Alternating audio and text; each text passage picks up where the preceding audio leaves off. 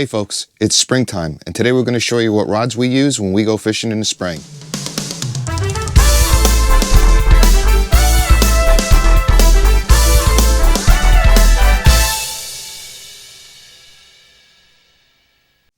Okay, before we go on the boat, just want to show you how we store our rods.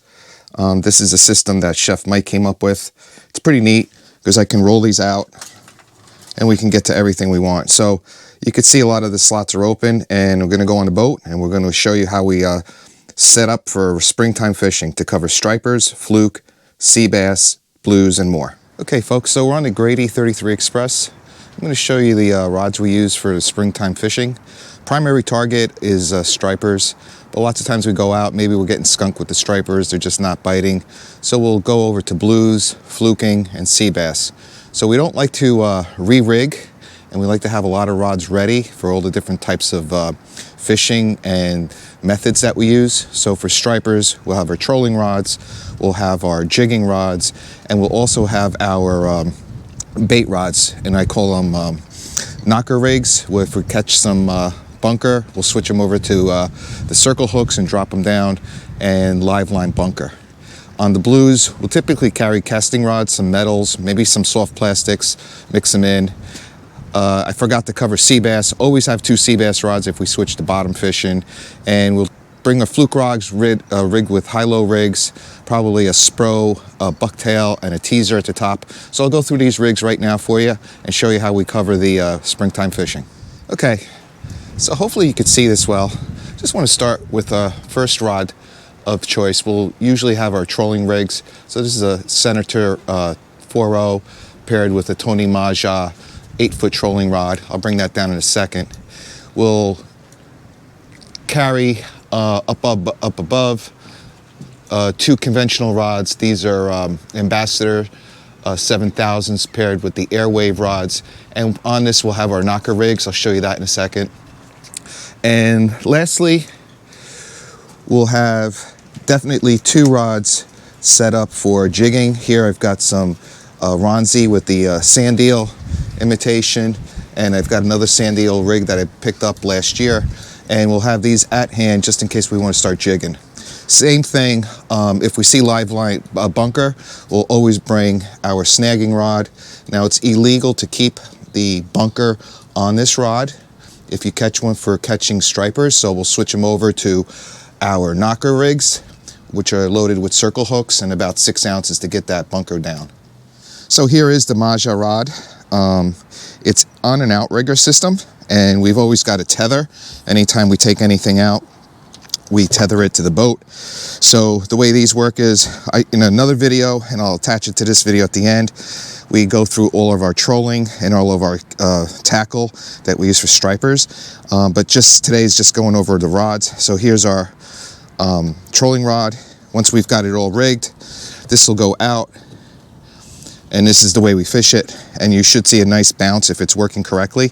And again, keep it tethered to the boat. So that's option number 1 if we're going to go trolling. Okay, second part of our arsenal for stripers in the springtime is we'll bring our snagging hook or snagging setup. So it's always a spinning reel set up with the grapple type snagging hook to catch some live bunker.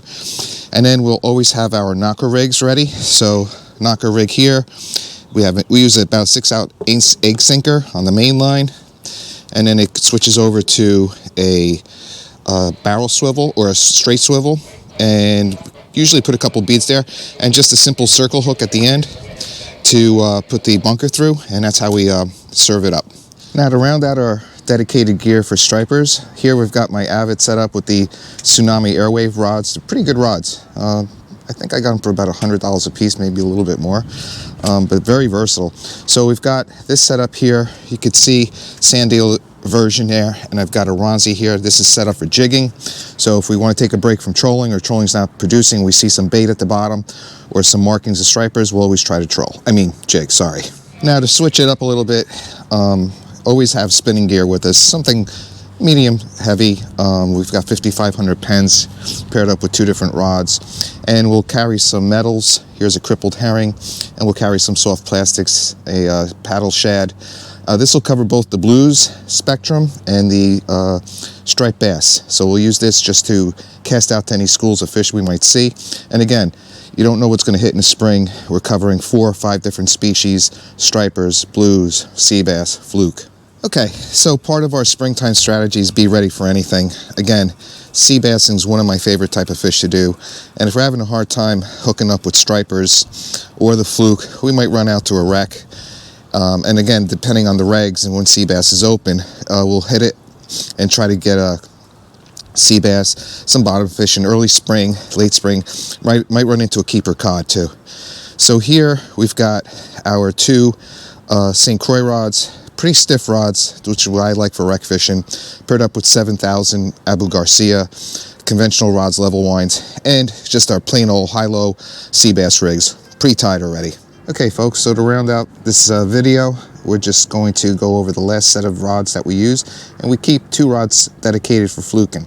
So this setup here has pretty much got our bucktail rig with a teaser, got a teaser at the top, and we rig this with gulp, maybe some squid, some spearing, and we keep 2 fluke rods just in case we want to maybe go fluking in the bay early spring, and definitely in the ocean once we start hitting June and the waters warm up. Appreciate you watching this video. Hope you enjoyed it and learn a little bit from the way we fish. Thank you.